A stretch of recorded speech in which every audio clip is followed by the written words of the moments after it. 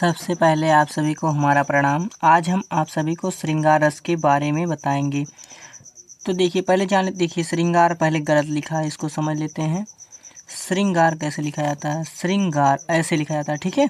ये जितना श्रृंगार लिखा सब गलत है, ये वाला सही है, ठीक है। हमसे वर्तनी भी पूछी जाती है तो गलती ना हो जिससे, तो श्रृंगार ऐसे लिखा जाएगा, ठीक है। तो श्रृंगार रस के बारे में जानेंगे और इसमें देखिए अस्थाई भाव क्या होता है उसको जानेंगे। श्रृंगार रस कहते किसे उसको जानेंगे। कितने प्रकार का होता है श्रृंगार रस उसको जानेंगे। और श्रृंगार रस के जितने उदाहरण हैं सभी अभी जानेंगे, ठीक है। तो पढ़ते हैं। श्रृंगार रस का स्थायी भाव होता है रति। इसके बाद देखिए श्रृंगार रस को रस राज कहा जाता है। अगर आपसे पूछा जाए कि किस रस को रस राज के नाम से जाना जाता है तो श्रृंगार रस को रस राज के नाम से जाना जाता है, ठीक है। फिर देखिए परिभाषा देख लेते हैं इसकी। जब विभाव, अनुभाव तथा संचारी भाव के संयोग से रति नामक स्थायी भाव जागृत या फिर उत्पन्न होता है तो उसे क्या कहते हैं? श्रृंगार रस कहते हैं, ठीक है। हमने विभाव, अनुभाव तथा संचारी भाव पिछले कक्षा में हमने पढ़ चुका था, ठीक है, हमने पढ़ लिया था। अब जानते हैं श्रृंगार रस के प्रकार। तो ये दो प्रकार के होते हैं, एक संयोग श्रृंगार, एक वियोग श्रृंगार, ठीक है। अब संयोग श्रृंगार पढ़ते हैं। देखिए जब नायक नायिका के मिलने की दशा का वर्णन होता है, जब काव्य में कह सकते हैं नायक नायिका के मिलने की दशा का वर्णन होता है तो वहाँ कहेंगे संयोग श्रृंगार होता है, ठीक है। उसके बाद देखिए उदाहरण देख लेते हैं। राम को रूप निहारत जानकी कंकन के नग की परछाई, ये सब संयोग श्रृंगार के उदाहरण हैं, ठीक है। फिर देखते हैं कहत नटत रेझत खिझत मिलत खिलत लजियात भरे भवन में करत है नैनन ही सो बात, ठीक है। ये भी संयोग श्रृंगार का ही उदाहरण है, ठीक है।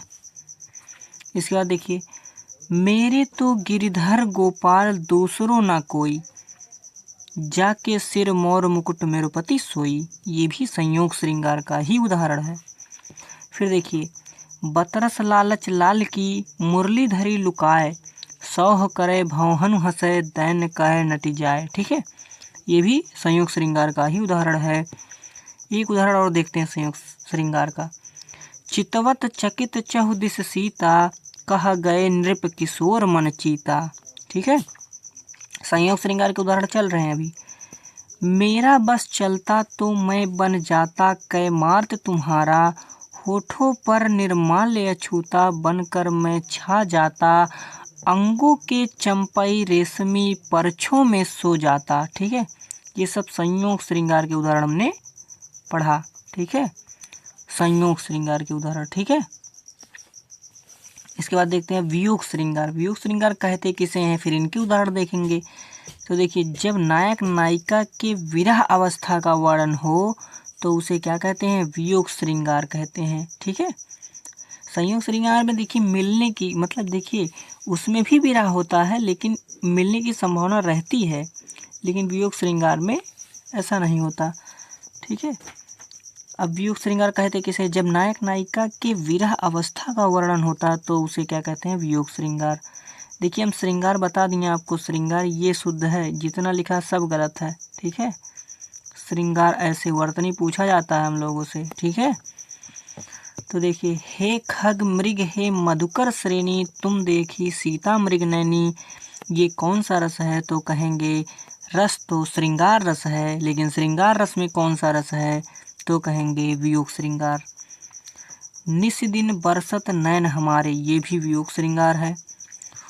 उधव मोहि ब्रज विसरत नाही हंस सुता की सुंदर कजरी अरु कुज्जन की छाही, ठीक है, ये भी वियोग श्रृंगार है।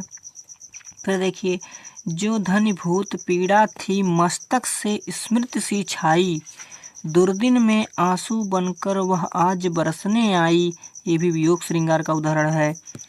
एक और उदाहरण देखते हैं। क्या था उदाहरण जानते हैं? पीयूष सो कहेउ संदेशड़ा, ना यही था। पीयूष सो कहेउ संदेशड़ा हे भौरा हे काग सो धन विरही जरि मुई तोहिक धुआं धुआं लाग, ठीक है। अगर ये पूछा जाए किसकी पंक्ति जानती हैं, ये पद्मावत से लिया गया, पद्मावत।